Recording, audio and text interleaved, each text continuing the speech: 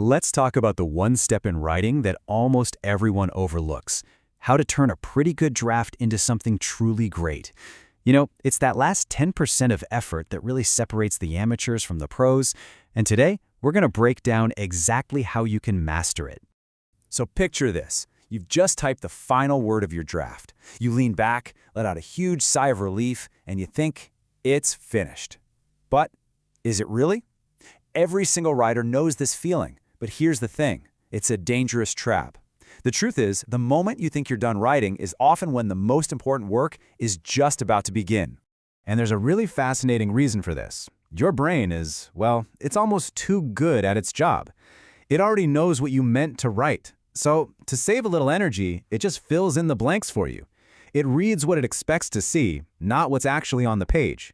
We call this the writer's blind spot, and it's exactly why having a real review process isn't just a nice-to-have, it's absolutely non-negotiable. So how do we get around this blind spot? Well, we use a two-pronged attack. First, editing, and then proofreading. And it is so important to understand that these are two totally separate things. If you try to do both at the same time, you're just setting yourself up for failure. I guarantee you'll miss big-picture problems and the tiny little details. This breaks it down perfectly. Think about it like you're building a house. Editing, that's the major construction. That's the structural work. You're moving walls around, you're checking the foundation, you're making sure the whole layout just flows. It's the big picture. Proofreading, on the other hand, that's the final coat of paint. It's that last quick check for any little smudges or scuffs right before you show it off. So let's dive into stage one, the edit. This is where you put on your hard hat, roll up your sleeves, and really get to work on the core foundation of your writing. And notice what we're doing here. We are not hunting for typos yet. Not at all. In the editing phase, we're asking those big architectural questions, like, do my sentences actually make sense? Are there words in here that are just weakening my message? Am I keeping the reader's attention? Does this even sound like me? And oh boy, am I just falling back on tired old clichés? Here's a perfect classic example of a word that just kills your impact. When you write, I actually think, that word actually adds zero value. Nothing. In fact, it kind of makes you sound a little less confident. Just cut it. I think is so much stronger, it's more direct, it's way more powerful.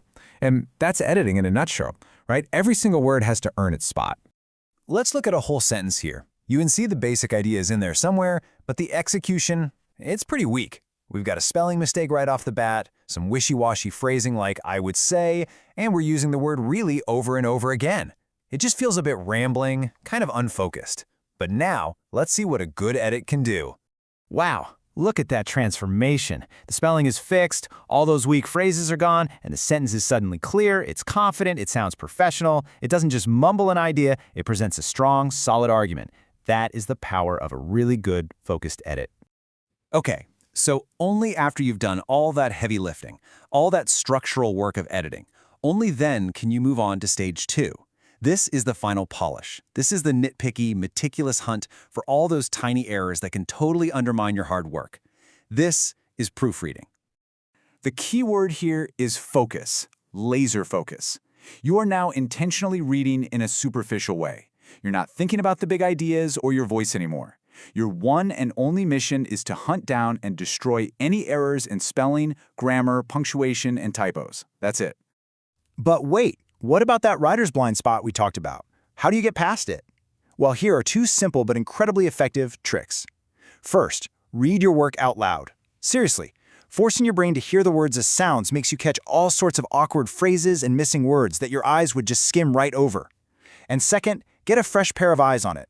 A friend, a coworker, anyone who hasn't seen it before will immediately spot the things you've become blind to. All right, you are ready for that final pass. Let's get you set up with the ultimate checklist. Think of this as your personal toolkit for getting that flawless, professional finish right before you hit send or publish. This table, this is about to become your new best friend. It covers all the usual suspects, the most common mistakes people make. You've got your simple spelling errors, using the wrong verb tense, and of course, the classic grammar mix-ups like there versus there. Also, you gotta keep an eye out for those sneaky little typos and those weird extra spaces that can make your whole piece look kinda sloppy. Just use this as a mental checklist on your final read-through. And here are a few more tools for your kit. Use a thesaurus to mix up your words a bit.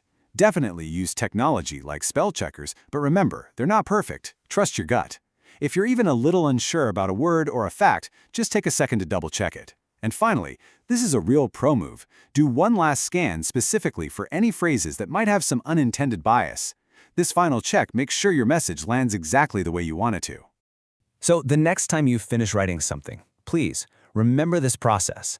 Editing and proofreading aren't just tedious chores you have to get through. They're the final act of respect you pay to your own ideas. It's what allows your work to really shine as brightly as it deserves to.